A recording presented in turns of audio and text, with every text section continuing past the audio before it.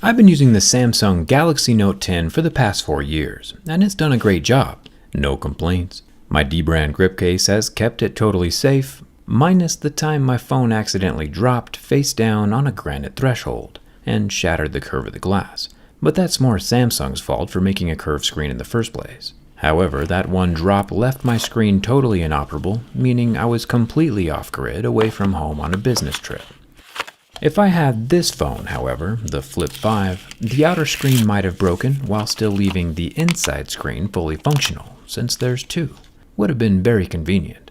Today we're doing the durability test on the Samsung Z Flip 5, and if it survives, it might just be my next daily driver. Let's get started.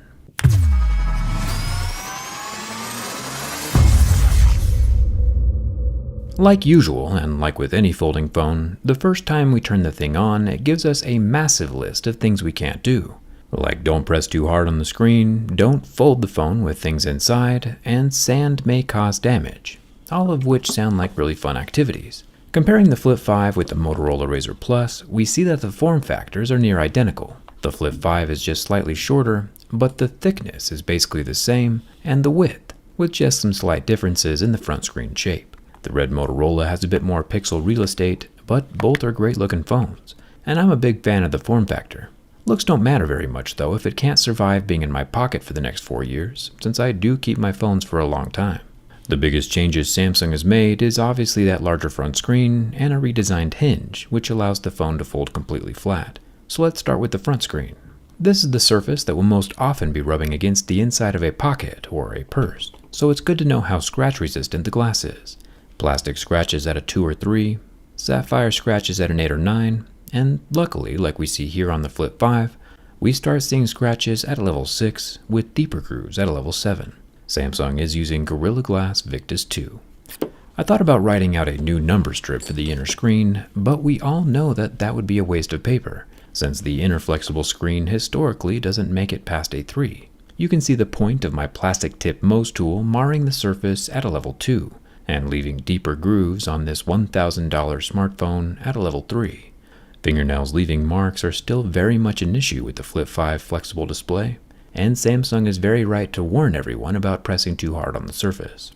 You can see a pre-installed screen protector near the front-facing 10-megapixel selfie camera. Remember, this is the one we're not supposed to remove. The plastic screen protector is also applied over another layer of plastic, so even if it was gone, the screen would still be scratching at levels 2 and 3. Samsung does offer a one-time free screen protector replacement though, which unfortunately has to be done by them at their repair facilities. The front bumper, which keeps the soft screen layers from touching while closed, is made from plastic. I may regret this comment in 50 years, but I don't think we are ever going to see a folding smartphone with a screen made from something harder than a 2. The armor aluminum is scratchable. The power button doubles as a fingerprint scanner and is located right where it should be. The metal volume rocker is removable, kind of fun. The top of the Flip 5 has more anodized armor aluminum, along with the entire left side. It's interesting that the SIM card tray is kind of scrunched over off-center over to the edge of the frame, probably to make room for the expandable storage. Just kidding, it's only a singular SIM card. There is a rubber ring for water protection, but it's a huge bummer that memory can't be upgraded, especially when I plan on using the phone for years to come. I feel like this move is intentional on Samsung's part to keep people from using their phones as long as I do. Not a fan.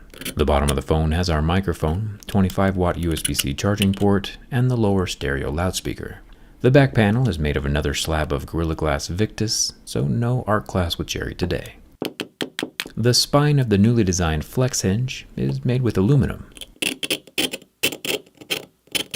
Making our way up to the rear cameras, which can both be classified as selfie cameras since we have another screen on this side.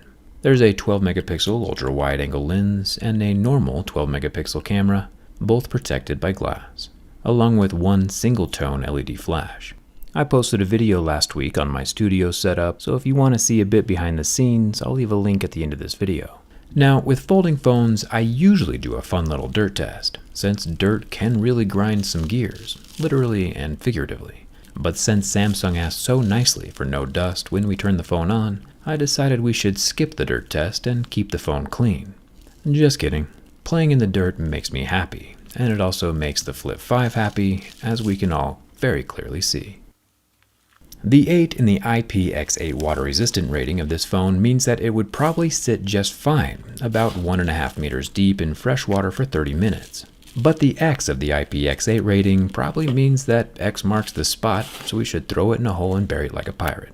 We got the Flip 5 munching rocks like a Graveler, Goron, or unsupervised 2-year-old, and even then the 5 is still mostly able to avoid any dirt inside the hinge. I do feel a little more resistance and hear more noise than usual, but nothing that's killed the phone yet. I think Samsung is definitely right to suggest not letting it get dirty, but at the same time this test shows that it doesn't need a sterile clean room either, which is good news for me.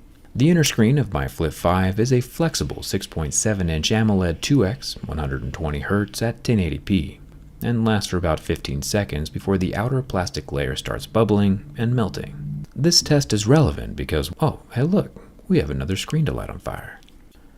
The front display is an oddly shaped 3.4-inch 720p Super AMOLED panel, which also lasts at about 10 seconds before the pixels start to go black and turn off, and mostly not recover. Speaking of not recovering, we have already scratched up the power button, which doubles as a fingerprint reader, and with that minimal damage it was able to scan and set my fingerprint relatively normally.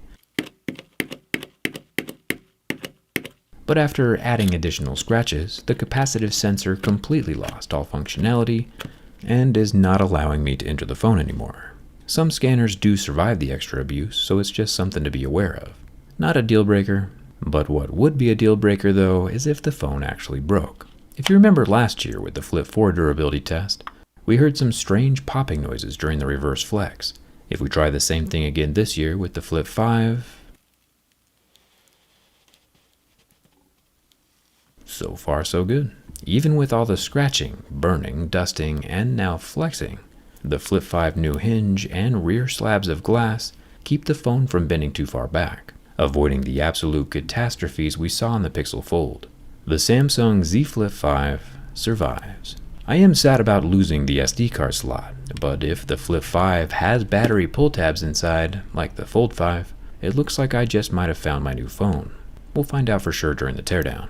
Luckily, even though this folding phone is incredibly complex, the smart folks over at Dbrand have still been able to send me a pre-production grip case, which means not only will my outer screen now be protected from drops, bumps, and abuse, it also means I can keep using my own teardown skin. Teardown is exposing the insides from the outsides now on more than 100 different devices. I'll leave a link down in the description if you want to grab a teardown for your own phone or tablet. True happiness resides on the insides, and you can buy that inner happiness down in the description. Hit that subscribe button if you haven't already, and thanks a ton for watching. I'll see you around.